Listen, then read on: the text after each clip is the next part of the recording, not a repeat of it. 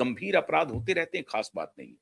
वरना ये सब जानने के बाद कि उनका भाई, उनका भतीजा एक गंभीर अपराध में फंसा हुआ है, जिसकी सुनवाई हो रही है, तब भी 2 भाई एक साथ आए हैं। और इसके ऊपर मैं पहले ही बता चुका हूं कि दोनों भाइयों की कोई दाल गलने वाली नहीं है। महानगर पालिका की चुनाव है, महज अब 9 दिन शेष रह गए हैं।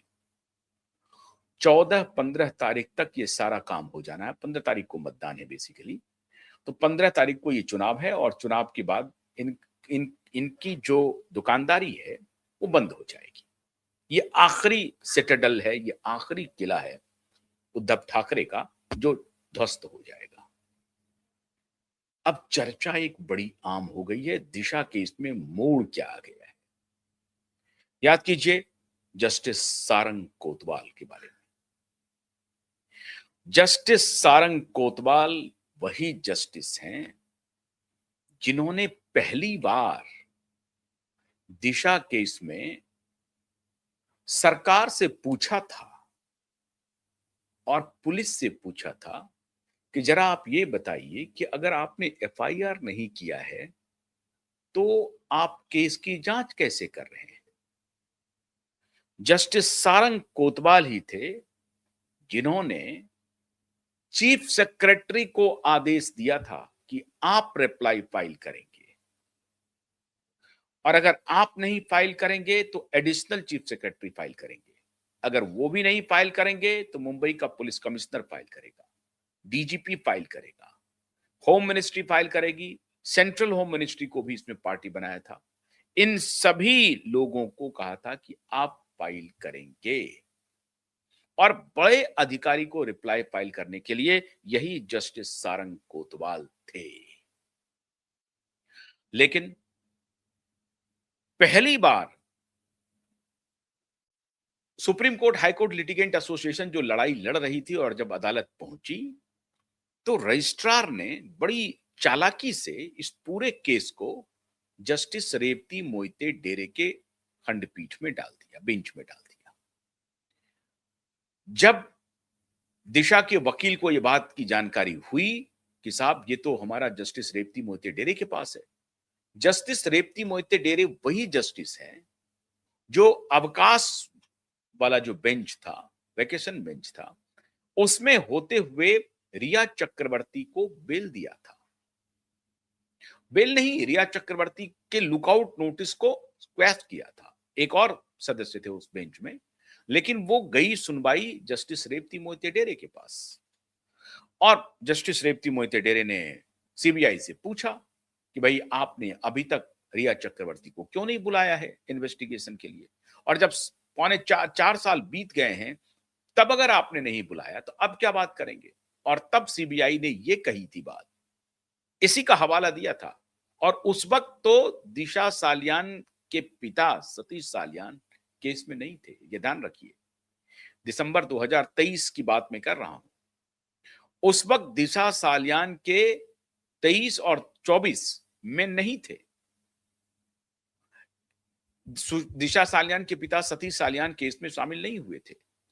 सतीश सालियान मार्च 2025 में सामने आए, लेकिन उसके पहले तो पीआईएल लग गई थी नवंबर 2023 में।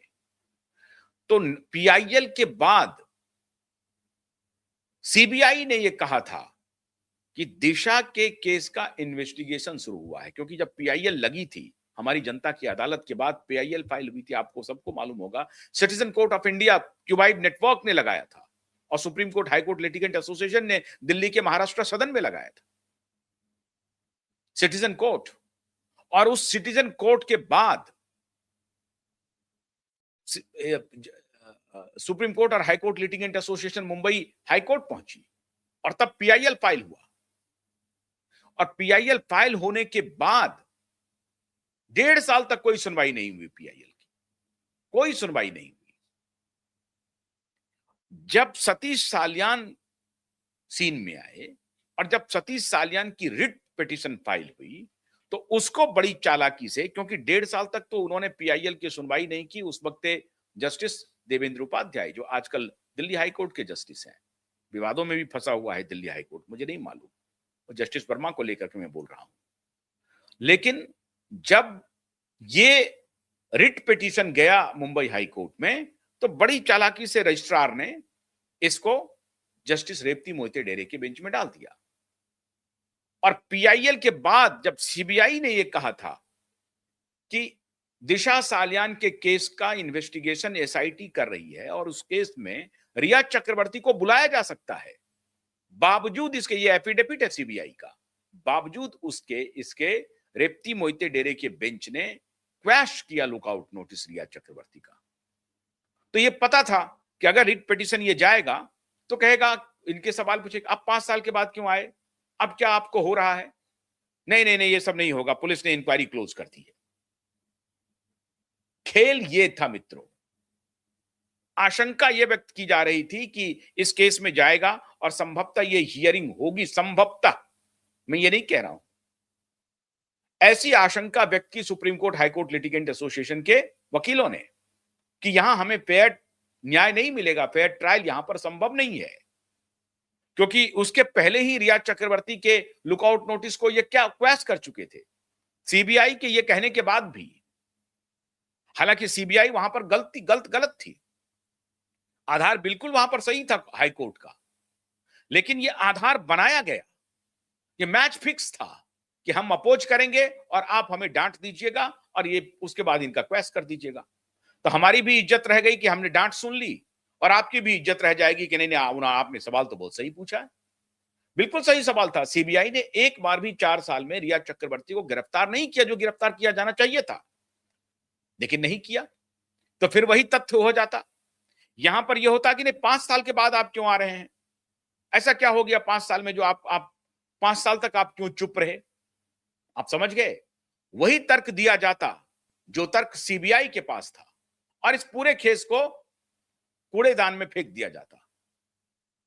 तो पहले से ही डर हो गया था कि जस्टिस रेवती मोहिते डेरे के बेंच में अगर यह केस लगा तो वही हश्र होगा जो रिया चक्रवर्ती के नोटिस को, लुकआउट नोटिस को क्वैश करने को लेकर के हुआ। और फिर रिया चक्रवर्ती के लिए कौन से वकील खड़े हुए थे? तो चीफ जस्टिस के पुत्र अभिनव चंद्रचूड़ स्वयं खड़े हुए थे। और फिर अभिनव चंद्रचूड़ यहां पर आते तो नहीं, लेकिन हो सकता है कि सरकारी वकील की